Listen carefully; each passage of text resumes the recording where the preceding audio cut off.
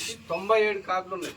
97 కార్డులో ఈ చౌక దుకాణంలో అంటే ఇక్కడ ప్రజెంట్ ఈ డిపో ఇక్కడ వచ్చేసి 62 ముగ్గురు చనిపోయారు, తీసేశారు. 64 సరే ఓకే 63 ఇక్కడ ఉన్నటువంటి పరిస్థితి ఉంది.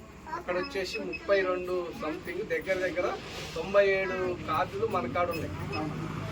ఏంటి తెలంగాణ గవర్నమెంట్ పై నుంచి పెట్టినటువంటి విషయం ఏంటంటే అంత్యోదయ అన్నపూర్ణ కార్డుకు సంబంధించి ఆ కార్డు కలిగినటువంటి కార్డు హోల్డరు ఒక్కరే ఉన్నా, ఇద్దరే ఉన్నా, నలుగురున్నా, ఐదుగురున్నా కూడా 35 కిలోల బియ్యం ఇచ్చేయాలి వాళ్ళకి.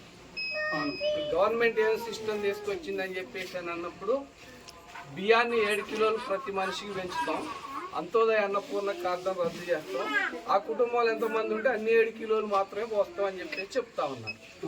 ఈ కార్డులు ఎవరికి ఉన్నాయి, అత్యధికంగా ఎవరికి ఉన్నాయి అని అన్నప్పుడు గవర్నమెంట్ ఇచ్చేటప్పుడే బిలో ప్రాపర్టీ దరిద్ర రేఖకు దిగువగా ఉన్న తెల్ల రేషన్ కార్డు ఉన్న వాళ్ళందరూ కూడా పేదవాళ్ళే.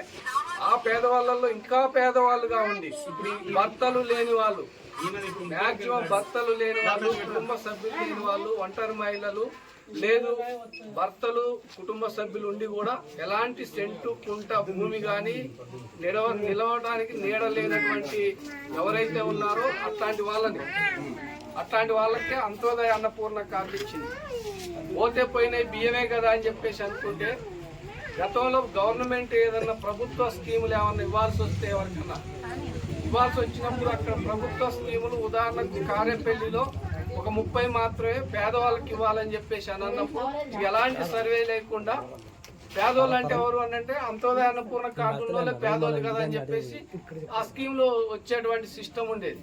అంటే ఇప్పుడు ఈ కార్డు పోవడం వల్ల ఏంటంటే తనకు వచ్చే 35 కిలోలు పోవడం వల్ల ప్రభుత్వం రేపు ఏదైనా ఇవ్వాల్సి వచ్చినప్పుడు ఇతను దరిద్ర రేఖకు దిగువన ఉన్నాడు అనేటువంటి దాంట్లో దరిద్రుల్లో మరీ దరిద్రుడు అని చెప్పడానికి సాధ్యపడినటువంటి పరిస్థితి. కాబట్టి ప్రభుత్వం తీసుకున్నటువంటి ఈ నిర్ణయాన్ని వెనక్కి తీసుకోవాలి అని చెప్పేసి తెలంగాణ వ్యవసాయ కార్మిక సంఘంగా మేము డిమాండ్ చేస్తా ఉన్నాం. ఈ నిర్ణయాన్ని ఉపసంహరించుకోవాలి, అంత్యోదయ అన్నపూర్ణ కార్డులను అదే విధంగా ఉంచాలా.